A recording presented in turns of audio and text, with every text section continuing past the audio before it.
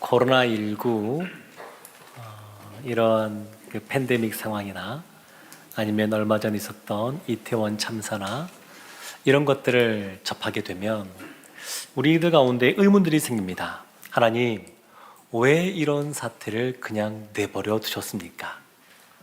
왜 개입하셔서 그것을 멈추지 않으셨습니까? 이런 의문이 생기기도 합니다. 예수님 당시에 예수님이 특별히 사랑하셨던 마르다와 마리아, 그의 오라버니인 나사로가 있었는데, 그 나사로가 죽을 병에 걸렸을 때에 예수님을 초청했습니다. 예수님이 오시면 그 병이 고침받을 줄 알고 예수님을 초청했는데, 나사로가 죽은 다음에 예수님이 오게 되셨습니다. 그때 그 누이인 그 마르다가 예수님, 왜 이제야 오셨습니까? 빨리 오셨으면 우리 오라버니가 죽지 않고 살았을 텐데, 그러면서 예수님을 향한 원망을 드러냅니다. 우리의 삶 가운데도 그럴 때가 있습니다. 갑작스럽게 우리들과 어떤 질병이 큰 것이 다가오면 왜 나에게 이런 어려움들이 오는지, 갑자기 경제적으로 어려워지면 왜 이런 일이 나에게 벌어지는지, 때로는 하나님께 왜 이런 일이 벌어지냐고 질문도 하고 원망 섞인 표현을 할 수도 있습니다. 예레미야 29장 7절을 보면 이런 말씀이 나옵니다. 너희는 내가 사로잡혀 가게 한 그 성읍의 평안을 구하고 바벨론의 포로로 잡혀간 그 사람들에게 내가 사로잡혀 가게 한 그 성읍, 하나님의 섭리 가운데 있었습니다. 남유다가 망하게 된 것, 포로로 잡혀가게 된 것, 하나님의 섭리, 하나님의 인도하심 가운데 그 모든 것이 이루어졌습니다.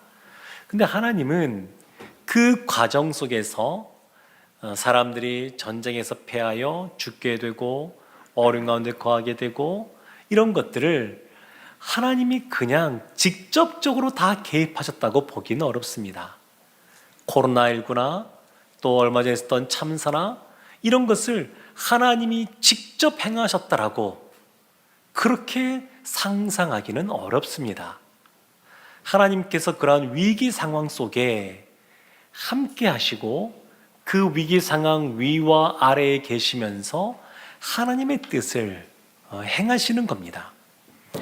얼마 전에 이 코로나19 이 시대를 지나면서 대학생들 그들에게 설문조사한 것이 있습니다. 학원 복음화 협의회라고 하는 학복협이라고 하는 그러한 단체에서 조사를 했는데 5년 전 2017년과 지금 2022년을 비교해서 발표한 것이 있습니다. 대학생 중에서 내가 그리스도인이다 라고 말하는 그 비율이 14.5%, 14.5%가 내가 그리스도인이다 이렇게 말하고, 안타까운 것은 그 말하는 사람들 중에서 가나안 성도라 그러죠. 가나안, 거꾸로 하면 안 나가. 그래서 내가 예수님을 믿는 그리스도인이다 말하면서도 예배에 참여하지 않는 비율이 41.7%, 굉장히 많아졌습니다. 코로나를 겪으면서 굉장히 비율이 급격하게 늘어났습니다. 그럼에도 불구하고 우리에게 소망이 되는 것이 있습니다. 그것이 뭐냐면 예수님께 나오는 그 대학생들 보니까 그들 중에서 비대면이 활성화되면서 오히려 소그룹 모임이 강화되고, 그리고 예배에 더 적극적으로 열심을 갖고 나아오고, 그리고 그 안에서 자신의 신앙을 지키고 유지하고자 하는 사람들의 비율이 늘었습니다.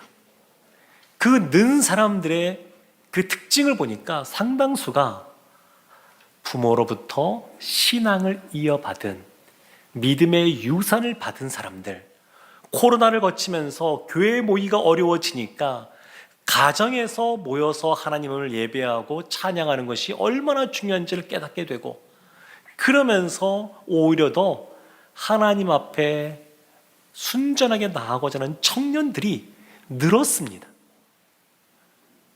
그러니까 코로나라고 하는 어려운 상황 속에 참 힘든 것도 많지만 하나님께서는 여전히 하나님의 사람들, 그 청년들을 세우고 있습니다. 우리가 지금 강조하고 추진하고 있는 가정이음도 이 연장선상에 있습니다. 하나님과 우리를 잇고 가정 안에서 서로 이어지고 말씀 안에서 이어지는 것, 그러면 자녀들이 하나님 앞에서 믿음으로 성장할 수가 있습니다. 시편 23편의 시인도 이와 같이 어려운 시간들을 보냈습니다. 그래서 4절 말씀 보면 이렇게 나옵니다. 내가 사망의 음침한 골짜기로 다닐지라도 해를 두려워하지 않을 것은 주께서 나와 함께 하심이라. 주의 지팡이와 막대기가 나를 안위하시나이다. 이스라엘의 왕이었던 시인인 다윗, 그 다윗이 사망의 음침한 골짜기도 지났습니다. 근데 하나님이 지팡이와 막대기로 보호해 주시고 갈 길을 인도해 주셨습니다. 그런데 오늘 말씀을 이어서 보게 되면 그것만이 아닙니다. 하나님이 보호해 주시고 그리고 인도해 주시고 부족함이 없게 해주는 것보다 더 큰 은혜를 베풀어 주십니다. 사람들이 행복감을 느끼고 또 불행하다 이렇게 느낄 때 관계라고 하는 것이 굉장히 중요하게 작용합니다. 그러니까 옆에 있는 사람과 아주 사이가 좋고 그리고 관계가 소통이 잘 되면 그러면 행복감이 늘어나고, 소통이 단절되면, 이어지지 않고 단절되면 그것처럼 괴로운 것이 또한 없습니다. 솔로몬이 잠언 25장 24절에서 이렇게 말합니다. 다투는 여인과 함께 큰 집에서 사는 것보다 움막에서 혼자 사는 것이 나으니라. 다투는 배우자와 함께 크고 좋은 집에 사는 것보다 차라리 움막이지만 혼자 사는 것이 낫다라는 겁니다. 어떻게 공감이 되십니까? 그럼 이런 경험을 해줄 수도 있는데 솔로몬이 부인만 1000명이나 거느리고 있었는데 아마 그 안에서 온갖 일들이 많이 벌어졌을 겁니다. 그 안에 서로 다투고 시기하는 사람 많고, 아마 그래서 솔로몬은 진짜로 자신의 경험적으로도 이렇게 고백하지 않았나 싶습니다. 사랑하는 성도 여러분, 지금 월드컵이 한창입니다. 그래서 함께 모여서 응원하기도 하고 또 모이면 그 이야기들을 나눕니다. 요즘 젊은 청년들로부터 그런 이야기들을 많이 듣는데 2002년 월드컵 때처럼 우리도 그렇게 늘 승리하고 온 국민이 하나 돼서 한 마음이 돼서 응원하는 그런 걸 좀 경험해보고 싶다, 이런 이야기를 듣기도 합니다. 근데 왜 사람들이 모이면 더 기쁘고 즐거울까요? 혼자 하면 재미없고 함께 하면 재밌으니까. 함께 할 때 즐거움이 배가가 됩니다. 슬픔도 반이 되지만 즐거움도 배가가 됩니다. 운동도 그러지 않습니까? 운동도 같이 어우러서 하는 운동은 오랫동안 지속하기가 쉬운데 홀로 운동하시는 분들은 웬만큼 의지가 강하지 않고서는 그 운동을 지속하기가 쉽지가 않습니다. 사랑하는 성도 여러분, 그런데 함께 하면서 즐겁기만 한 것이 아니라 함께 하기 때문에 괴롭기도 합니다. 5절 말씀에 보면 원수가 등장하는데 5절 말씀이 이렇게 나옵니다. 주께서 내 원수의 목전에서 내게 상을 차려주시고 기름을 내 머리에 부으셨으니 내 잔이 넘치나이다. 원수가 있습니다. 하나님의 은혜를 받아 누리는데 여전히 원수가 있습니다. 원수의 목전에서 하나님이 은혜를 주시는데 그 원수들, 원어로는 복수형이거든요. 원수들이 여전히 그 시인인 다윗 앞에 있습니다.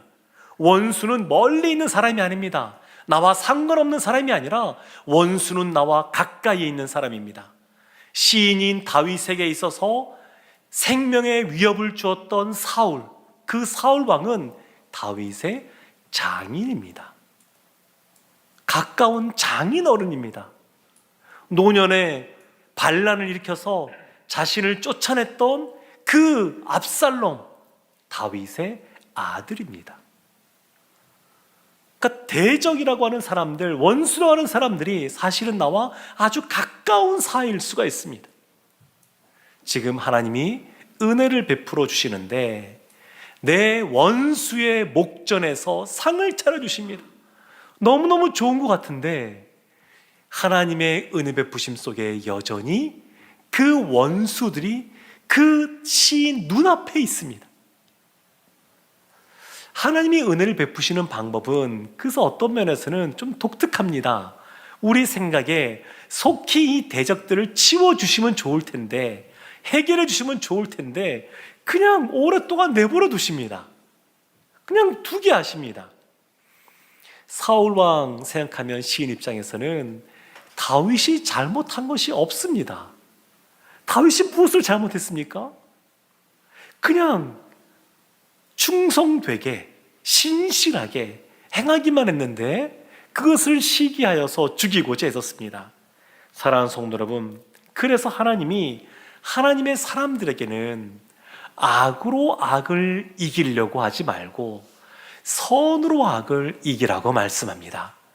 예수님께서는 원수까지 사랑함으로 그 원수를 위해서 기도해 주라고 합니다. 하나님의 방법이 좀 다릅니다. 그럼에도 불구하고 이 원수의 목전에서 상을 차려주시니까 그 원수가 그 모든 장면을 지켜보고 있습니다. 사울이 다윗을 우습게 생각했습니다. 변변치 않은 사람이라고 생각했을 겁니다. 언제든지 죽일 수 있는 사람이라고 생각했을 겁니다. 그런데 그러한 사람 뒤에 하나님이 계심을 나타내고 있습니다. 주께서 상을 차려주시고 그 시인과 함께 그 상을 받고 있는데, 그런데 이 원수 입장에서는 이 사람이 전능하신 하나님, 전쟁에 능하신 하나님, 모든 것을 채우시는 그 하나님, 그 하나님이 함께하는구나. 다니엘이 그 포로로 있지만 사람들에게 하나님이 함께하시는 사람이라고 인정받던 것처럼, 요셉이 하나님이 함께하는 사람이라고 다 인정받던 것처럼 그와 같이 은혜를 베풀어 주시겠다는 겁니다. 그래서 이와 같은 은혜는 역전의 은혜라고 말할 수 있습니다. 하나님이 변변치 않은 것처럼 보이지만 원수 앞에서 높여주시는 겁니다. 그 대적 입장에서는 얼마나 속이 터지는 일이겠습니까? 근데 하나님이 높여주십니다. 하나님은 하나님의 사람들을 능력이 없음에도 불구하고 그 순전한 마음을 보시고 하나님이 약한 자를 강하게 해주십니다. 그래서 세상 사람들로 하여금 알게 하십니다. 나의 가까운 대적이 있단다 할지라도 그들로 하여금 인정하지 않고는 안 되게끔 역전의 은혜, 반전의 은혜를 주십니다. 사랑하는 성도 여러분, 그러면 그의 마음이 어떻게 되겠습니까? 그동안 원수 대적으로 말미암아 아픔이 있고 상처가 있고 어려움이 있었지만 그 마음이 회복되는 겁니다. 하나님은 이 역전의 은혜를 주시면서 우리들 마음에 응어리진 것, 아픈 것 다 풀어주시고 감싸주시고 해결해 주십니다.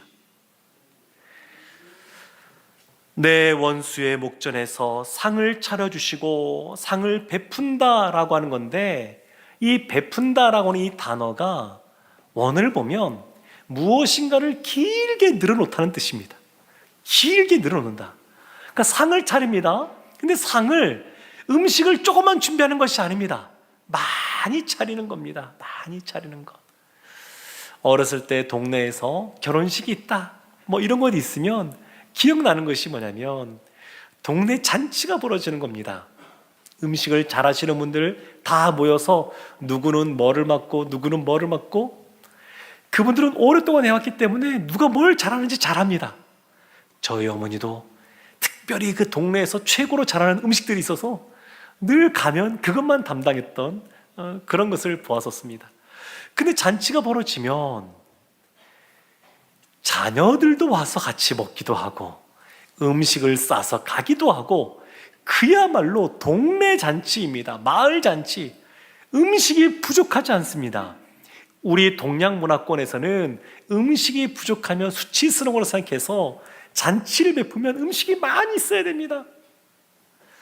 제가 신방 가서도 이런 경우가 종종 있는데 상다리가 부러질 만큼 많이 차려놓고 저에게 하는 말이 차린 건 별로 없는데 많이 드십시오. 그렇게 이야기하십니다. 이 동양의 문화권입니다. 우리만 그런 것이 아니라 이스라엘도 사실은 그런 것이 있습니다.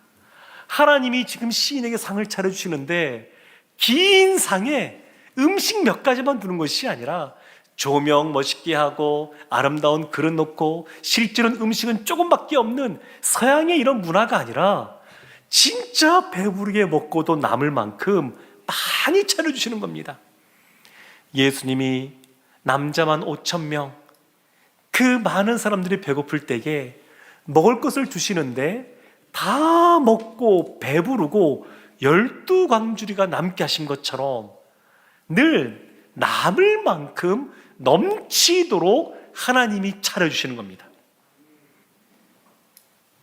이와 같이 하나님 앞에서 식사를 하는 것은 하나님과 친밀한 교제의 시간을 갖는 겁니다. 하나님이 지금 이 사람을 만나주고 있습니다. 하나님이 지금 겸상을 하고 만나주고 있습니다. 옆에 원수가 있습니다. 그 눈앞에 원수가 있지만 이 원수는 그냥 엑스트라로 있는 것이고 지금 이 시인이 하나님과 겸상을 하여서 엄청나게 많은 음식을 함께 먹고 즐길 수 있는 그러한 기쁨을 지금 누리고 있습니다. 하나님이 하나님의 사람들에게 부족함이 없게 할 뿐만 아니라 인도하시고 보호하실 뿐만 아니라 넘치는 은혜, 넘치는 역전의 은혜를 허락해 주십니다. 우리 이 5절 말씀 한 번 더 우리 한번 합독하도록 하겠습니다. 주께서 내 원수의 목전에서 내게 상을 차려주시고 기름을 내 머리에 부으셨으니 내 잔이 넘치나이다. 기름을 내 머리에 부으셨습니다. 이 기름은 구약시대 때 특별한 사람들에게만 부어졌습니다.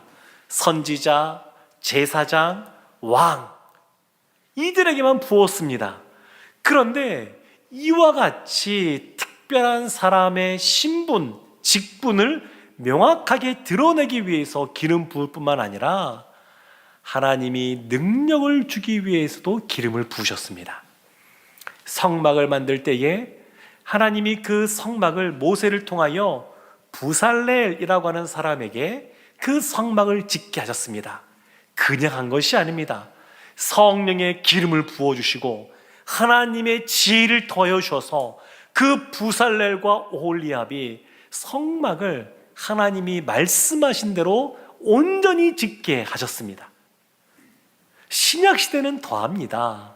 기름이라고 하는 것은 단순히 그냥 왕에게만 붓는 것이 아니라 성령님이 하나님의 사람들 가운데 충만히 임재하셔서 그들이 하나님이 받은 사명을 잘 감당할 수 있도록 능력을 주시는 것이 이 기름 부음입니다.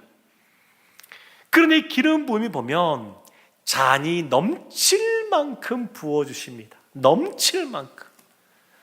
사랑하는 성도 여러분, 잔 그러면 무엇이 떠오르십니까? 혹시 술이 떠오르진 않으십니까? 성경은 술 그 자체를 금하지는 않습니다. 성찬식도 포도주로 하는 것처럼 이 술 자체를 금하진 않지만 이 술은 취하지 말라고 분명하게 말씀하고 있습니다. 근데 술을 드시는 분들은 아마 잘 아실 겁니다. 우리나라는 술을 권하는 사회이기 때문에 술 한 잔만 먹어야지 그런다 그래서 한 잔만 먹을 수 있을까요? 저는 그런 분 잘 못 봤습니다. 늘 어렸을 때도 동네 어르신들 보면 늘 취하도록 마시지 그냥 한 잔만 마시고 그치시는 분 잘 못 본 것 같습니다. 우리나라에 한 130년 전에 선교사님들이 처음 들어왔을 때에 세례를 받으려면 세 가지를 하지 말게 했었습니다. 첫 번째는 첩이 있는 사람들은 첩을 다 청산하게 했었습니다. 양반들은 첩이 있었으니까. 두 번째는 담배를 끊어야만 됐었습니다. 곰방대를 분지르고 흡연하는 것을 이제 금하고 금연하는 사람이 세례를 받았습니다. 세 번째는 술독을 깨뜨려야만 됐었습니다. 술을 마시지 않아야 세례를 주었습니다. 선교사님들이 이렇게 한 이유가 있습니다. 구한말 이 땅에 와서 보니까 사람들이 늘 낮에 일도 제대로 안 하고 취해 있는 사람들이 많이 보이는 겁니다. 그리고 술에 취하면 사람이 감정적이 되어서 서로 다툼이 일어나고 가정 안에서도 그와 같은 가정 폭력들도 술 때문에 벌어지는 겁니다. 선교사님들이 생각할 때 이 나라가 살려면 술을 끊어야지만 되겠다라고 생각해서 술을 끊어야 세례를 주었습니다.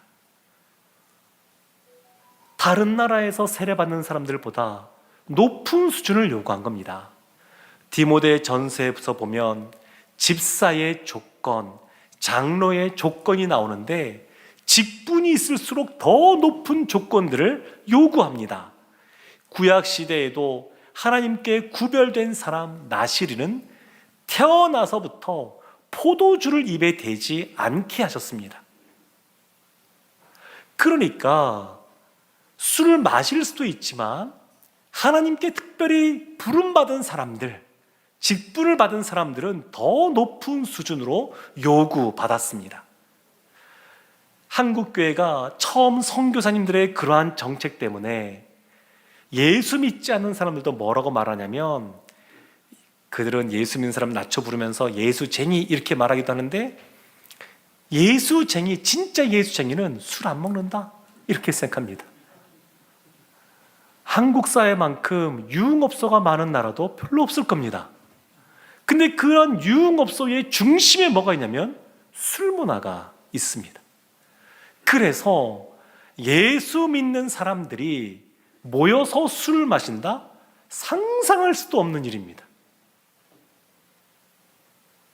사랑하는 성도 여러분, 근데 여기서 말하는 이 잔은 그것보다 더 깊은 의미가 있습니다. 이 잔은 영혼의 빈잔입니다. 전도서 3장 11절을 보면 솔로몬이 그렇게 고백합니다. 하나님이 때를 따라서 이 세상을 아름답게 만드셨습니다. 그리고 사람에게는 영원한 영원을 사모하는 마음을 주셨습니다. 그래서 이 영원을 사모하는 마음은 하나님이 아니고서는 채울 수가 없습니다. 늘 그 영혼이 뻥 뚫려 있습니다. 사람이 아무리 치장을 많이 한다 할지라도, 또 무엇인가 많은 것들을 소유한다 할지라도 만족되지 않는 빈 공허한 것이 있을 수밖에 없습니다. 그런데 하나님이 은혜를 베풀어 주시는데 빈 공간 없게 영혼의 빈잔에 하나님이 기름을 가득 붓고 부족함이 없을 뿐만 아니라 흘러 넘치게 하신다는 겁니다. 하나님이 우리에게 주시는 은혜의 모습입니다. 사랑하는 성도 여러분, 그래서 내 잔이 넘치나이다, 이것은 그냥 기쁨의 표현입니다. 그냥 환희의 표현입니다.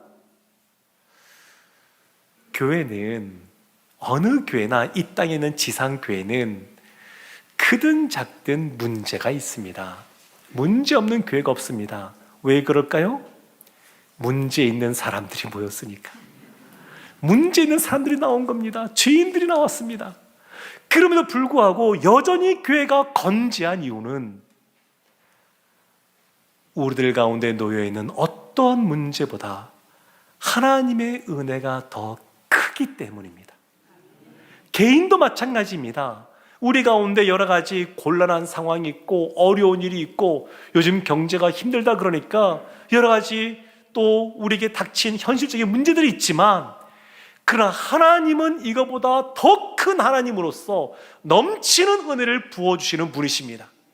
그래서 시인이 옆에 있는 원수 대적을 바라보는 것이 아니라 맞상 겸상을 하면서 그 앞에 있는 하나님을 집중하여 바라봤던 것처럼 우리의 시선을 하나님께 맞추면 하나님이 우리 가운데 놀라운 넘치는 은혜로 함께 하실 줄로 믿습니다. 문제보다 더 크신 그 하나님을 바라봄으로 넘치는 은혜를 경험하는 우리 모두가 되기를 주님의 이름으로 축원합니다.